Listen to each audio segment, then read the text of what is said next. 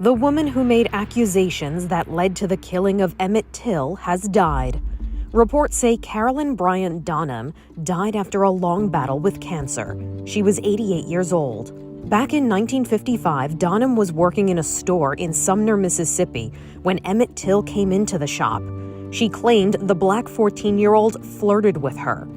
Her husband and brother-in-law kidnapped Till, tortured and killed him before dumping his body in a river. His death sent shockwaves across the country. Till's mother even left his casket open during his funeral viewing so people could see the brutality of the killing. The two men who admitted to killing the teen were acquitted by an all-white jury. However, in recent years, people have called for Carolyn herself to be prosecuted for murder after she told an author in 2017 that she recants her testimony from the trial. A grand jury was convened to decide charges against her last year, but they declined to indict her. All right, Shalom. First and foremost, I want to give all praise, all honor, and all glory unto Yahweh, Bahashem, Yahweh Shai, Bahashem, Rakakwadash, and next double honors to the head apostles / elder bishops of the Great Millstone, who teach and who rule well. Peace, blessings, and safety. To all you sincere Akim, keep pushing, keep believing, and keep the faith, regardless of whether people hear or whether they forbear. All right, and this is going to be an edition of history and prophecy. All right, the Emmett Till story. All right. So you saw that short clip.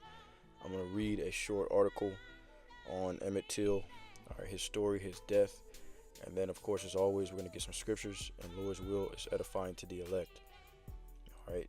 So this is entitled Emmett Till's Death Inspired a Movement. All right, here's a picture of the young man. If you don't know, all right, he was falsely accused of sexually harassing an Edomite woman, all right, and it led to his deletion. And the reason why I want to go into this topic is because it really shows, well, for one, in Sirach 12:10 is a scripture that says, never trust thine enemy, all right, but it really shows how bad they did Jake, okay, because a lot of our people seem to have amnesia, and they think that this devil is now their friend. All right, when less than 100 years ago you were being hung from trees and we had situations like this happen, and even today's time you still have these kind of things going on. All right, there's many quote unquote Negroes, Latinos, and Native American Indian men who are in prison right now, all right, behind a quote unquote white woman, all right, an Edomite woman.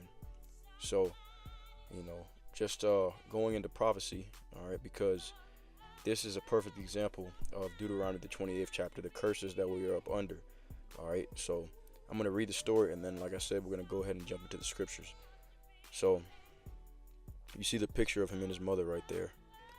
It says, the alleged teasing of white store clerk Carolyn Bryant by the 14-year-old African-American Emmett Till led to his brutal deletion at the hands of Bryant's husband, Roy, and his half-brother, J.W. Malam, forcing the American public to grapple with the menace of violence in the Jim Crow South. According to documents, Till, who was visiting his family for the summer in Money, Mississippi, from Chicago, purchased 2 cents worth of bubblegum from the Bryant grocery store and said "bye baby" over his shoulder to Carolyn Bryant as he exited the store.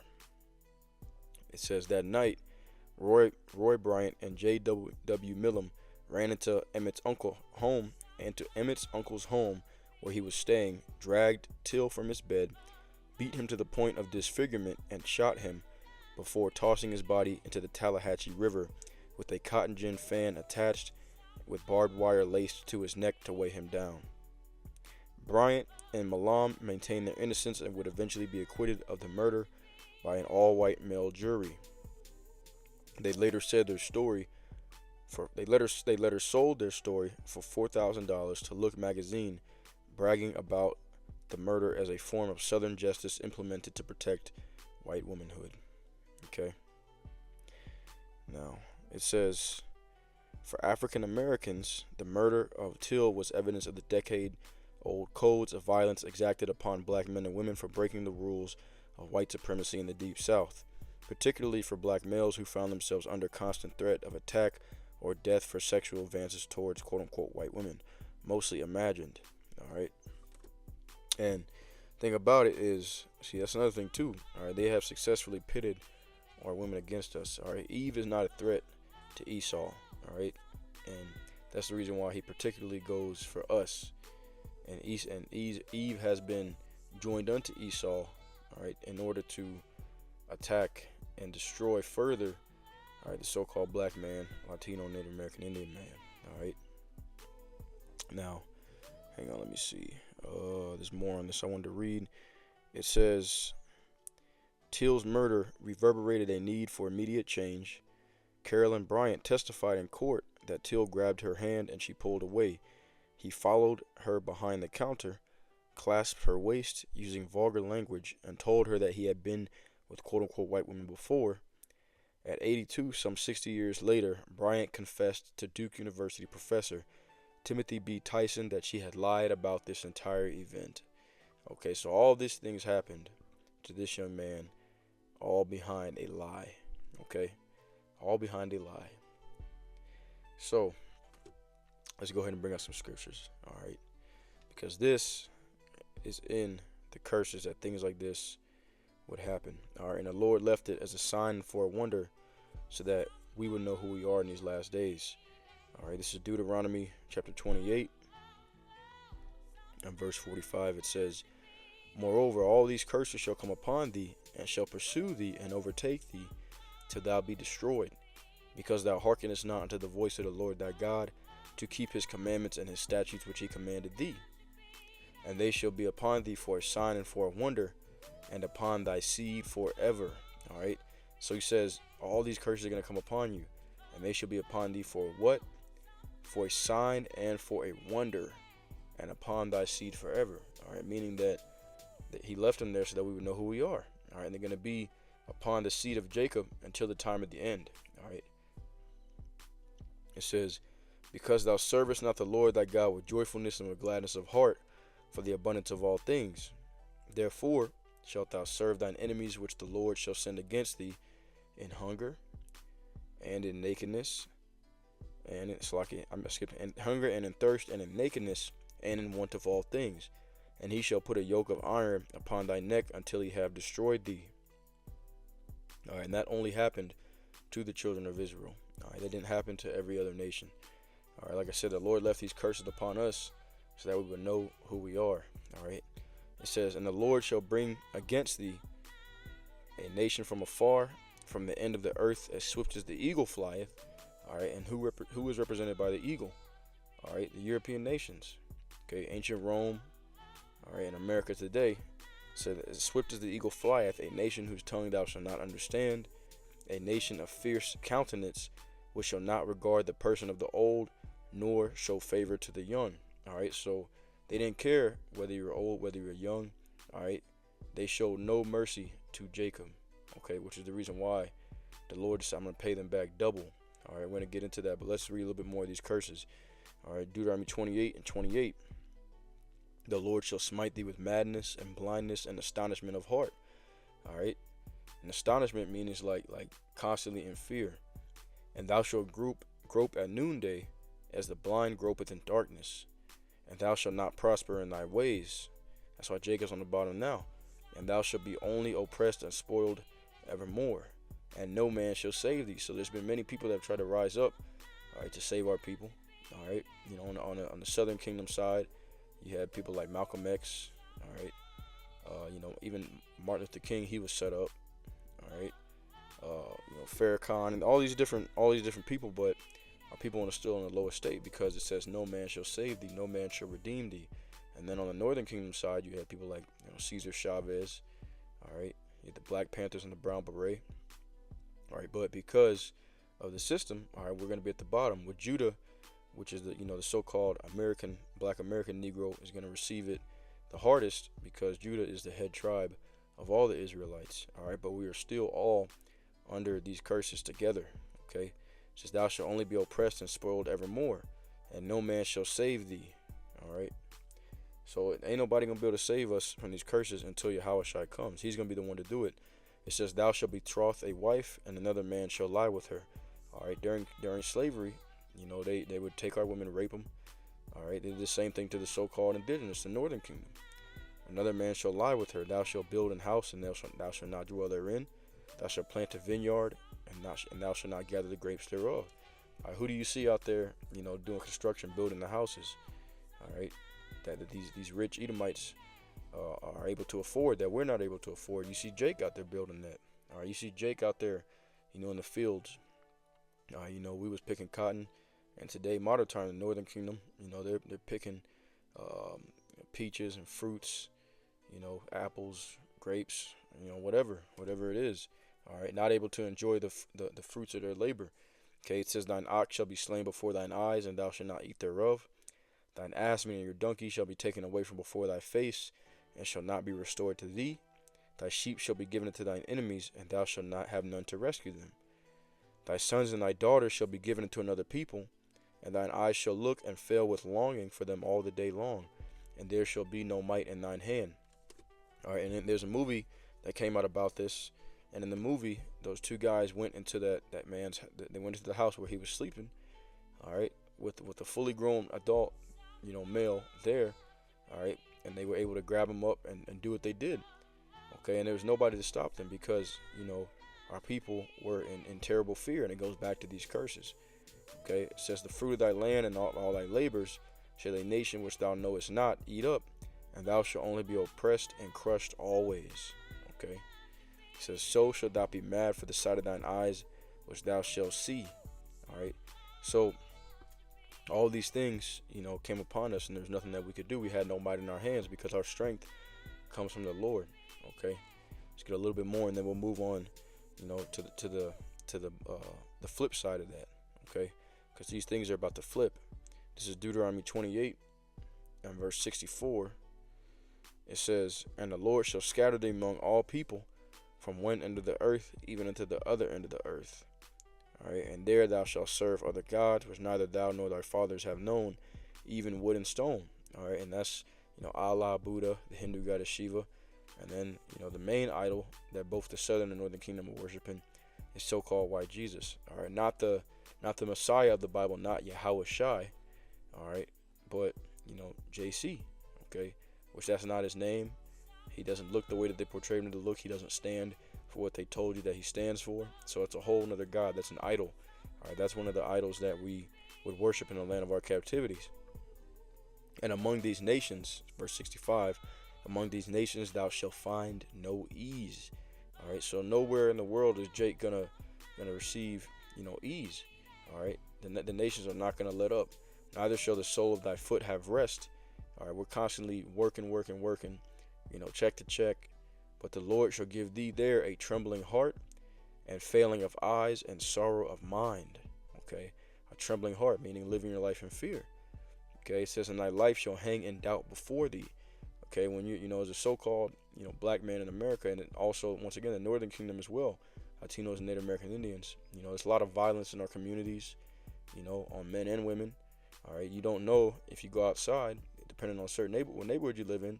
You don't know when you leave the house if you're gonna get shot. If you're gonna get pulled over by the police and beat. Young women. It's common nowadays for young women to be abducted. So a lot of different things are going on. All right, and it's all according to the curses. And thy life shall hang in doubt before thee, and thou shalt fear day and night, and shall have none assurance of thy life. Okay, so that's what Jake is going through and has been going through. But all of this is about to flip around. Okay, let's get that right quick. Deuteronomy, verse 30. It's like Deuteronomy chapter 30 and verse 1. And it shall come to pass when all these things that come upon thee, the blessing and the curse. All right, we had the time of the blessing during the time of King David and King Solomon for a short period of time. Okay, which I have set before thee, and thou shalt call them to mind among the nations, whither the Lord thy God hath driven thee. So now we've remembered who we are, according to the prophecies. We've woken up in the land of our captivity, and we're calling to mind the blessings and the curses. We're calling to mind, oh, this is why we're in the state that we're in. All right, well, we can't seem to move up in this society, okay, because there is a ceiling that is on us. All right, it says, and shall return unto the Lord thy God, and shall obey his voice according to all that I command thee this day, thou and thy children, with all thine heart and with all thy soul. Then the Lord thy God will turn thy captivity and have compassion upon thee, and will return and gather thee from all the nations whither the Lord thy God hath scattered thee. Okay, so he's gonna turn our captivity. He's gonna take the curses off of us, have compassion on us, and gather us again in the second Exodus. All right, so to speak. It says, if any of thine be driven out on the outmost parts of heaven, from thence will the Lord fetch thee, and will the Lord thy God gather thee, and from thence will he fetch thee. And the Lord thy God will bring thee into the land which thy fathers possessed, and thou shalt possess it, and he will do thee good and multiply thee above thy fathers. That's what we're looking forward to. And the Lord thy God will circumcise thine heart and the heart of thy seed, to love the Lord thy God with all thine heart and with all thy soul, that thou mayest live. And the Lord thy God will put all these curses upon thine enemies and on them that hate thee, which persecuted thee. And this is what they're afraid of, because this is what's coming next. And thou shalt return and obey the voice of the Lord, and do all his commandments which I command thee this day. All right. So that's what's getting ready to come next. Okay. He's going to turn our captivity, have mercy upon us, and he's going to put all the curses that were on us, he's going to put them upon our enemies, and double. All right, as the scriptures say. So let's go here. Isaiah chapter 49. I'm going to go down to verse 13. It says, sing, O heavens, and be joyful, O earth, and break forth into singing, O mountains. For the Lord hath comforted his people, and will have mercy upon his afflicted. But Zion said, Zion is the Israelites, Yahweh hath forsaken me, and my Lord hath forgotten me. That's what our people have. That's what they think. Can a woman forget her sucking child, that she should not have compassion on the son of her womb? Yea, they may forget, yet will I not forget thee. So the Lord, he says, I'm not going to forget you. All right, I'm not going to forget my people. All right, which is Zion, the Israelites. Okay. I'm going to scroll down. All right, it says, let's see. Verse 22, behold, so like it thus said the Lord Yahweh, behold, I will lift up mine hand unto the Gentiles, all right, the actual Gentiles, and set up my standard to the people, and they shall bring thy sons in their arms, and thy daughters shall be carried upon their shoulders. And kings shall be thy nursing fathers, and their queens thy nursing mothers. They shall bow down to thee with their face toward the earth, and lick up the dust of thy feet. And thou shalt know that I am the Lord, for they shall not be ashamed that wait for me. All right, and that's that recompense. That's the Lord putting those curses on our enemies, so then we're going to be ruling over them. All right, it says, shall the prey be taken from the mighty, or the lawful captive delivered? But thus saith the Lord Yahweh, even the captives of the mighty shall be taken away, and the prey of the terrible shall be delivered. That's us. We're the prey of the terrible. And who is the terrible? Esau, Edom, the so-called white man. All right, the ones who had us in captivity. Okay, the nation that the Lord sent against us, that is represented by the eagle. All right, and the prey of the terrible shall be delivered, for I will contend with him that contended with thee, and I will save thy children, and I will feed them that oppress thee with their own flesh, and they shall be drunken with their own blood, as with sweet wine. And all flesh shall know that I am the Lord thy Savior and thy Redeemer, the mighty one of Jacob. All right, beautiful. Okay, so that's that reversal that's getting ready to come. That's what they're afraid of. That's why the Christians are fighting, overtime, pulling out their damn hair, trying to get us off the streets. This is Isaiah 61:1. But they can't stop this because it's of the Lord. It says, the Spirit of the Lord Yahweh is upon me, because the Lord Yahweh hath anointed me to preach good tidings unto the meek. He has sent me to bind up the brokenhearted, to proclaim liberty to the captives, and the opening of the prison to them that are bound. All right, and this prison is Babylon the Great, and we are the captives. Okay, America. All right, so the Lord has sent, the men of the Lord out there on the highways and byways to preach the gospel to the meek. Okay, to proclaim the acceptable year of the Lord and the day of vengeance of our God, to comfort all that mourn. Okay. So part of the gospel is us being free, but also him exacting vengeance upon our enemies. It says, to appoint unto them that mourn in Zion, to give unto them beauty for ashes, the oil of joy for mourning, the garment of praise for the spirit of heaviness, that they might be called trees of righteousness, the planting of the Lord, that he might be glorified. And they shall build the old waste, they shall raise up the former desolations, And they shall repair the waste cities, the desolations of many generations, because the earth is going to be wasted after World War III. And we're gonna take the other heathen nations into captivity. They're gonna be our servants, just like we were their servants. It says, and the strangers shall stand and feed your flocks, and the sons of the aliens shall be your plowmen and your vine dressers. But ye shall be named the priests of the Lord. Men shall call you the ministers of our God. Ye shall eat the riches of the Gentiles, and in their glory shall ye boast yourselves. So not only that, okay, not only are they going to be our servants, our slaves, our handmaids, all right, we're also going to take all of their wealth, and we're going to have them in captivity. They're going to rebuild the earth for us and be tributaries unto us, all right. It says, for your shame ye shall have double, all right, for all the hell that we've caught here in Babylon the Great, we're going to receive double reward, while they're going to receive double punishment. And for confusion they shall rejoice in their portion. Therefore in their land they shall possess the double. Everlasting joy shall be unto them. All right, so it ain't for everybody. Okay, it's for Jacob. For I, the Lord, love judgment. I hate robbery for burnt offering, and I will direct their work in truth, and I will make an everlasting covenant with them. And their seed shall be known among the Gentiles, and their offspring among the people. All that see them shall acknowledge them, that they are the seed which the Lord hath blessed. So right now, nobody wants to admit that we are, we're Jacob. All right, nobody wants to admit that, and if they do, they say, well, God is going to save everybody. All right, but that's not what the scriptures say. It says, I will rejoice greatly in the Lord. My soul shall be joyful in my God. For he hath clothed me with the garments of salvation. He hath covered me with the robe of righteousness. As a bridegroom decketh himself with ornaments, and as a bride adorneth herself with jewels. All right, who's the bridegroom? That's Yahweh Shai. All right, that's why in Matthew 22:9 it says, go ye therefore into the highways, and as many as you shall find, bid to the marriage. So us going out there preaching the word is gathering the elect for the marriage to the Lamb. All right, so that we are one flesh with him. Okay, and that through him we are covered by his blood from the wrath of the Heavenly Father Yahweh. All right. But this is the marriage it's talking about. So he's going to deck himself with ornaments, and he's going to adorn his wife which is us, with the riches of the Gentiles, with the jewels. All right. It says, for as the earth bringeth forth her bud, and as the garden causes the things that are sown in it to spring forth, so the Lord Yahweh will cause righteousness and praise to spring forth before all the nations. Righteousness and praise for us, for Jacob.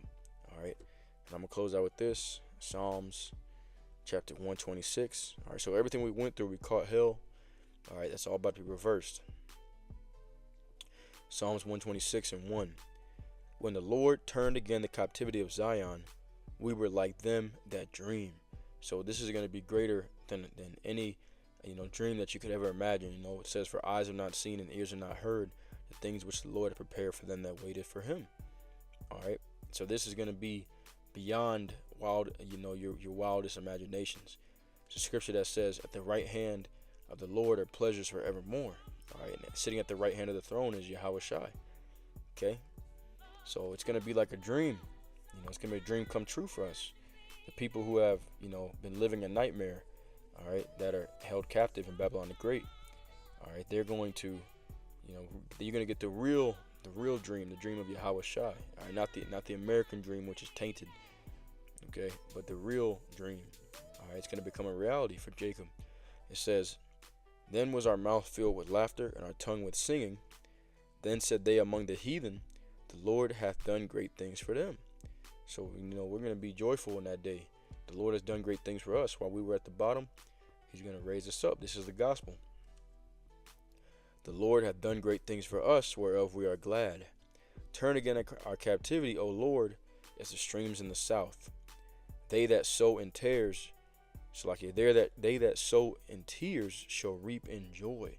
So right now, we're sowing, we're doing the work of the Lord, planting those seeds out there, all right, preaching the gospel. And what are we going to reap? Joy everlasting, all right?